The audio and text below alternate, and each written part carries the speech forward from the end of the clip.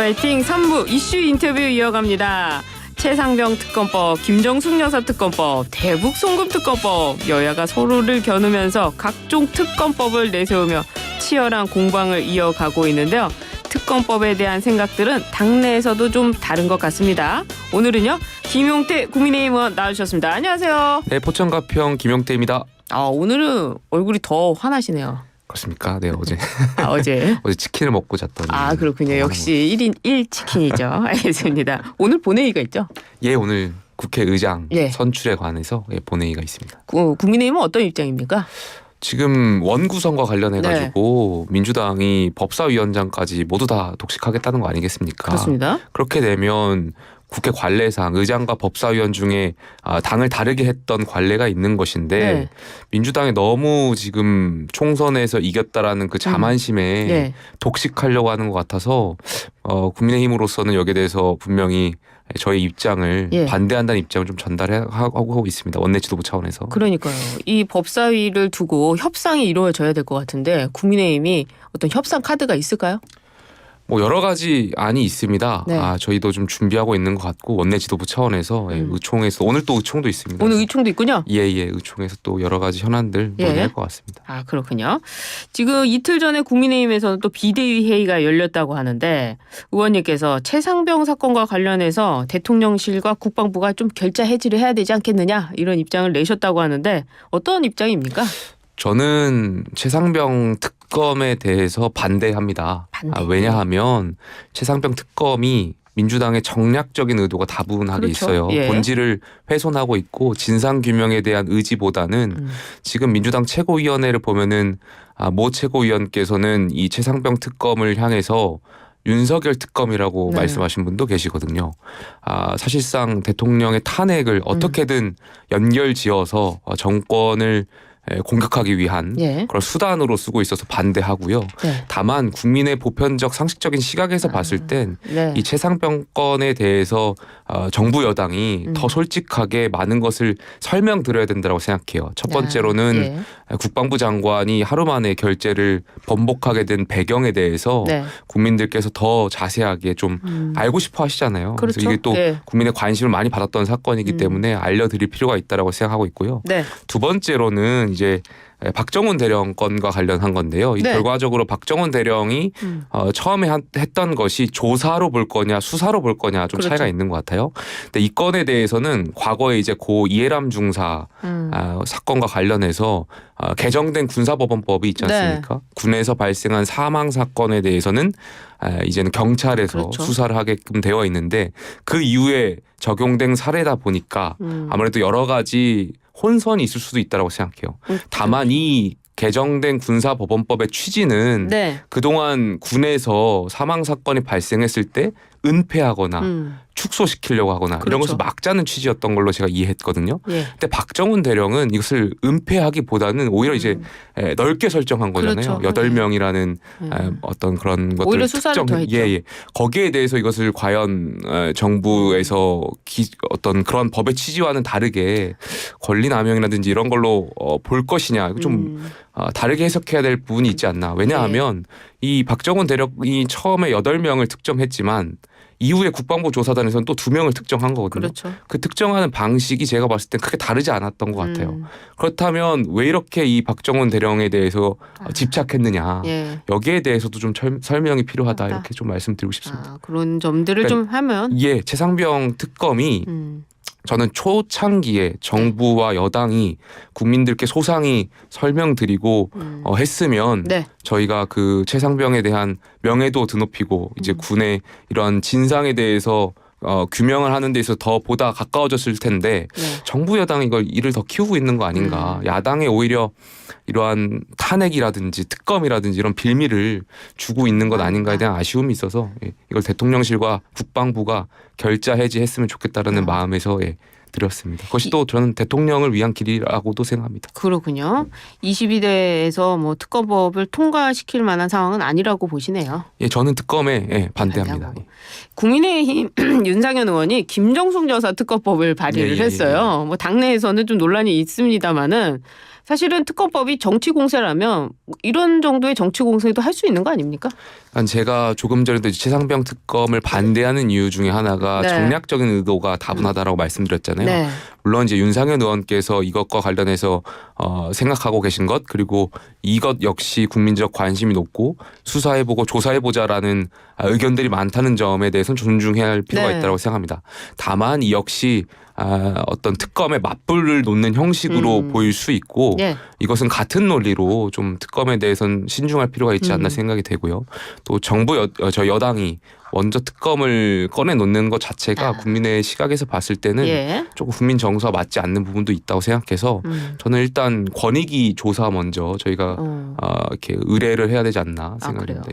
여러 가지 그 논란이 있는데 논란 하나하나마다 좀 국민들 입장에서는 의혹을 좀 풀어야 된다 이런 생각도 있을 것 같아요. 옷값이라든지. 여기에 대해서 분명히 짚고 넘어가야 될 지점이 있다라고 생각되고요. 최근에 저희 배현진 의원이라든지 많은 분들께서 관련해서 이제 어떤 저희가 몰랐던 사실들이 드러나고 있는 거 아니겠습니까? 계속 드러나고 있어요. 그 밥값만 하더라도 정말 국민의 상식과 국민 정서와 동떨어진 그런 밥값 아니겠습니까? 거기에 대해서는 반드시 밝혀야 된다고 생각합니다. 아, 그렇군요. 여러 가지로 밝혀져야 된다 이렇게 보시네요.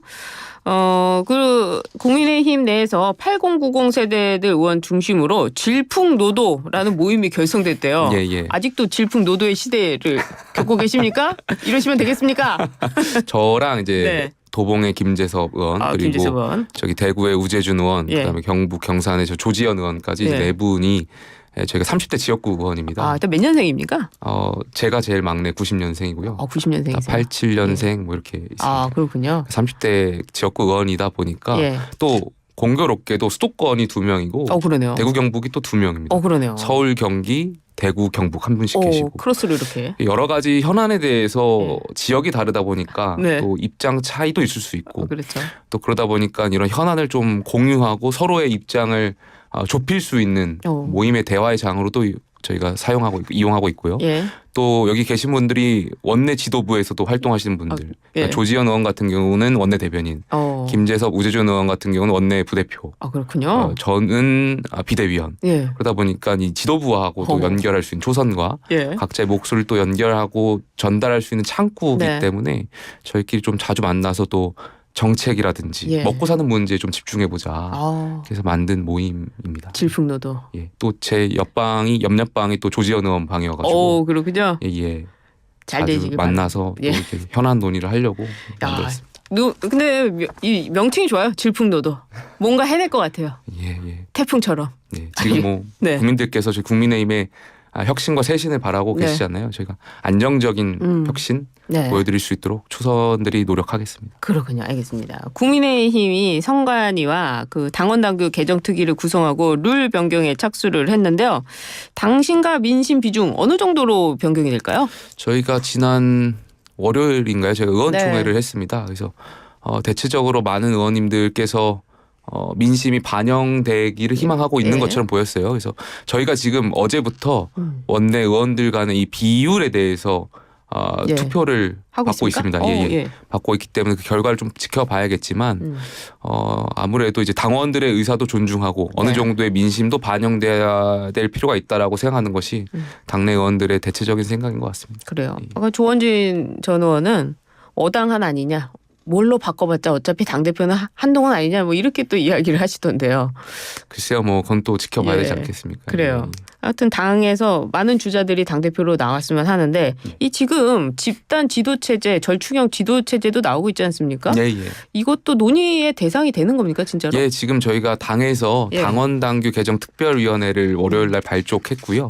그 안에서 이번에 전당대회 룰과 관련해서 이제 당원당규 개정이 필요한 사항들 논의할 예정입니다. 그래서 진행자께서 말씀하신 대로 지도체제에 대한 것, 뭐 아니면 이제 룰 개정에 대한 것 전반적으로 이제 논의를 할 텐데요. 논의를 해서 안을 이제 비대위로 올리면 비대위원들이 또 의결을 하고 그걸 또 전국위원회와 네. 상임정국위에 최종적으로 의결을 받는 형태가 될 텐데요.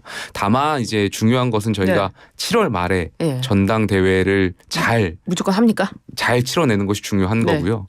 그렇게 하기 위해서는 이 당원당규 개정 특별위원회가 시간상으로 역순해 보면 6월 한 13일 그 시점 중순 정도 얼마 안 남았어요. 안을 제출해야 될 것 같습니다. 그래서 그 안을 가지고 논의를 해야 되는 거니까요. 아마 지도체제에 대한 것은 여러 가지 의견들이 있고 또 굉장히 옳고 그름의 문제는 아니라고 생각해요. 장단점이 다 있고. 그래서 만약에 여기서 뭐 의견이 절충되지 못한다면 이것은 뭐 다음 지도부 때 다시 논의하는 것도 가능하다라고 생각합니다. 아직 그 구체적인 것은 아니다 이렇게 말씀하시는데 집단 지도체제가 되면 뭐 한동훈 비대위원장이 당대표가 그 집단으로 가면 한동훈 비대위원장도 나올 수 있고 또 안철수, 뭐 나경원 이런 분들이 그 지도부로 들어가게 되면 전 그것도 혼란으로 가는 거 아니겠습니까? 배가 산으로 간다라고 보시는 분들도 있고 맞습니다. 그렇게 보시는 분들도 있습니다. 그게 이제 집단지도 체제가 갖고 있는 단점 중에 하나일 텐데 여러 가지 이제 의견들이 상충될 때.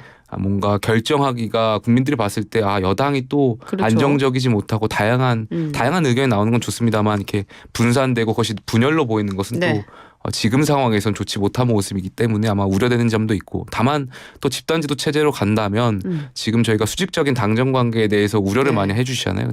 당대표 혼자서 대통령실과 이런 관계를 맺고 하는데 부담스러운 측면이 있으니 여러 최고위원들, 대표 최고위원과 여러 최고위원들 간에 분산된 목소리를 내는 것도 필요하다라고 말씀하신 분들도 있기 때문에 그 말씀도 또 일리가 있고 합리적인 부분이 있거든요. 그래서 여기에 대해서 당원당규 개정 특별위원회에서 폭넓은 논의가 있지 않을까 생각합니다. 그렇군요.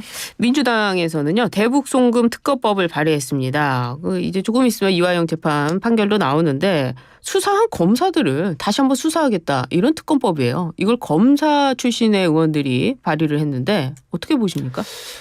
참 제가 22대 국회가 개원하면서 상식과 비상식의 전쟁의 연속인 것 같습니다. 상식과 비상식의. 지금 YTN 1층 밖에 나가서 지나가시는 시민분들께 한번 여쭤봐도 이게 과연 상식적인 것이냐라고 여쭤봤을 때 아마 대다수의 시민분들이 반대하실 것 같아요. 아마 10명 중에 10명 다 반대하실 것 같은데 이 상권 분립에 위반되는 거잖아요. 그렇죠. 아니 이미 지금 재판 중인 사안을 다시 들여다보고 이걸 재판을 중지시켜서 수사를 다시 하겠다라는 게 이게 도대체 어느 나라 법인지 제가 모르겠습니다. 그래서 민주당이 이러한 법안을 도대체 왜 내려고 하는지에 대해서 굉장히 의문이 들고 결과적으로는 저희가 해석하기에는 이재명 당대표 방탄을 위한 특검법을 계속 내고 놓고 있구나. 방탄. 이재명 당대표의 시간이 얼마 남지 않았지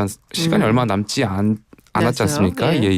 또 조국혁신당의 대표도 지금 사법 리스크가 있는 상황이고 이분들에게는 야권의 대표들에게는 시간이 많지 않기 때문에 좀 조급하게 이러한 법안들을 내고 계신 것 같은데 상식적으로 민주공화정의 시민으로서 좀 생각해 주셨으면 좋겠다라는 말씀을 드리고 싶습니다. 이게 아무리 뭐 상식 비상식을 넘어선다 하더라도 이게 법을 제안을 하면 지금 다수당이 민주당이기 때문에 뭐 어쨌거나 통과는 시킬 수도 있는 것이고 그럼 다시 또 대통령이 제2요구를 하게 되는 뭐 이런 상황이 도돌이표 되는 거 아닙니까? 민주당에도 전 합리적인 분들이 계신다라고 생각합니다. 그분들이 아마 막아주실 거라고 생각하고 있고요. 민주당이 지금 전당대회를 앞두면서 이재명 대표를 연임할 거냐 말 거냐 말 그대로 정말 1인 지배 정당으로 돼가는 것 같아서 굉장히 안타까운데요. 그럼에도 불구하고 민주당을 다시 되살려야 된다라고 생각하시는 합리적인 의원분들이 계십니다. 그분들이 나서셔서 좀 싸워주셨으면 좋겠다는 말씀 좀 드리고 싶습니다. 그래요. 이 검찰총장의 입장은 뭐 특별한 게 없는데 이 검찰 입장에서는 어떻게 해야 되는 겁니까? 이런 반응들. 민주당이 도대체 뭐 어쩌라고 하는지 모르겠어요. 검찰 개혁을 하겠다라고 하는데 지금 특검과 관련해서 그 당시에 그 검찰 개혁할 때도 수사와 기소 권한은 분리하는 것이 글로벌 스탠다드라고 말씀하시지 않았습니까? 그랬죠. 근데 지금 공수처 수사를 보고는 기소 권한이 없다. 그래서 특검을 해야 된다는 논리를 피우고 있거든요.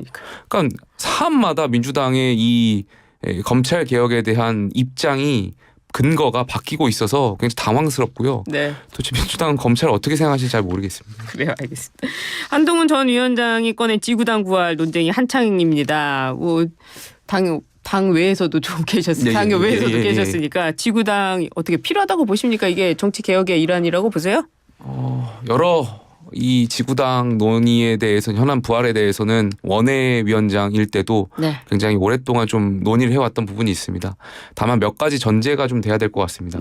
첫 번째는 과거의 지구당이라고 하면 254개 사무실 이 지구당 사무실에 세금이 투입됐습니다. 그렇죠. 인건비에 대한 세금 그리고 사무실 운영에 대한 세금 그러다 보니까 이것을 다시 부활하게 된다면 또 세금으로 운영할 것인가에 대한 우려가 있거든요. 그래서 만약에 후원금으로 운영하게 한다는 점, 뭐 여러 가지 좀 투명하게 한다는 점이 좀 법적인 제도가 완비가 된다면 그 선에서 검토는 될 수 있다라고 보여지고요. 두 번째로는 지구당에 대한 임명, 지명도 저는 경선을 통해서 하면 어떨까에 대한 생각이 있어요. 그리고 이 지구당 위원장의 지방 의원에 대한 공천 권한이 있다 보니까 과거에 공천 헌금 문제라든지 이런 부정부패 사건들이 있었거든요. 그러니까 뭐 지방 의원분들의 경선, 오픈 프라이머리든 뭐 클로스드 프라이머리든 경선을 전제로 또 지구당 위원장도 그 지역의 당원과 유권자가 뽑는 형태로 전제된다면 저는 이렇게 법적인 투명성이 전제된다면 그 안에서는 지구당 위원장에 대한 부활의 논의가 될 수 있다고 생각합니다. 근데 이게 지금 정치 개혁의 핵심이 되는 거냐 이를 두고 나경원 그 의원은 이게 지금 순위가 뒤로 좀 밀려야 되는 거 아니냐 이런 얘기를 했어요. 그러니까 어떻게 보십니까? 이 정치 개혁의 제일 순위가 지구당 부활입니까? 뭐 정치 개혁에는 제가 생각했을 때 제가 정치권에 있으면서 크게 한 네 축이 있는 것 같아요. 첫 번째는 통치 구조에 대한 개헌에 대한 논의가 있는 걸로 알고 있고요. 두 번째로는 선거구제, 중대선거구제냐 소선거구제에 대한 논의. 세 번째는 정당의 공천 개혁에 관한 문제입니다. 이것이 경선 위주로 할 거냐 어떻게 할 거냐에 대한 논의.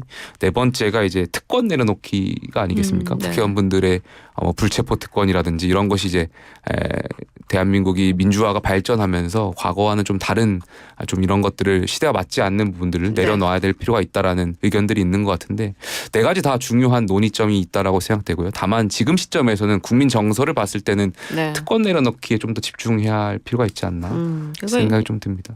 지구당 부활은 확실히 좀 순위에서 많이 밀린다 이 말씀이시네요. 아무래도 그렇지만 또 지구당 위원장도 또 전 나름대로 또 중요한 함의점이 있다고 생각해요. 알겠습니다. 전당대회 나올까요? 한동훈 위원장이요?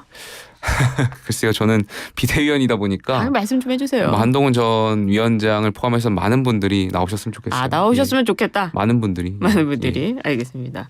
최근에 이 종부세 완화와 관련해가지고 민주당이 꺼냈는데 정부 여당에서는 좀 반가울 것 같아요. 저는 종부세 완화에 대해서 여당은 오랫동안 또 저희 그 윤석열 대통령의 공약 사항이기도 하고요. 저희가 논의해왔던 거기 때문에 민주당이 여기에 대해서 좀 진정성 있게 같이 법안을 준비해 주셨으면 좋겠고요. 종부세 완화뿐만이 아니라 이제 금투세 폐지라든지 또 상속세 개편에 대해서도 민주당이 같이 함께 나갔으면 좋겠습니다. 최근에 뭐 추가로 한 가지만 더 질문드리고 싶은 거 있는데요. 그 육군 훈련병과 관련해서 얼차려 사망 사건 이거는 정치권에서 어떻게 논의를 해야 될까요? 지금 그 군인에서 보니까 그 가해자인 그 분을 뭐 지금 오히려 보호하고 있다 이런 얘기들도 나오고 있는데 또 군대도 다녀오셨으니까 어떻습니까? 이 군에서 발생한 사망 사건에 대해서는 과거 이제 은폐하려고 하거나 축소시키려고 하는 것들이 많았지 않습니까? 그래서 안 된다라고 생각하고 있고요. 이것과 관련해서도 국민들 관심도가 지금 굉장히 높고 이런 일에 대해서 좀 정치권이 관심 갖고 재발이 일어나지 않도록 가이드라인도 만들 필요가 있고요. 지금 이 정말 국가와 국민을 위해서 젊은 나이를 희생하시는 분들이잖아요. 그래요. 이분들에 대한 명예를 지켜드리고 이분들을 존중하고 존경받는 사회가 될 수 있도록 정치권도 노력해야 되겠고요. 지금 뭐 여기와 관련해 가지고 여러 가지 논쟁들이 있는 걸로 알고 있습니다. 저는 군이 좀 뭔가 저도 장교 출신으로서 지금 안타까운 사건들이 많은데 군도 지금 정신 차려야 될 때가 아닌가 생각이 좀 듭니다. 그러게 말이에요. 이 중대장과 관련해 가지고 한 사망 사건에서는 책임자로 뭐 사단장 이름이 돌아다니는데 또 여기 중대장 이름을 뭐 막는 게 또 남녀 차별의 문제가 있는 거 아니냐 뭐 이런 얘기까지 굉장히 논의가 심각하더라고요. 또 질풍노도 뭐 여기서도 한번 입장을 내야 되지 않나 또 생각도 드네요. 알겠습니다. 알겠습니다. 오늘 인터뷰 감사합니다. 감사합니다. 네, 지금까지 김용태 의원이었습니다. 감사합니다.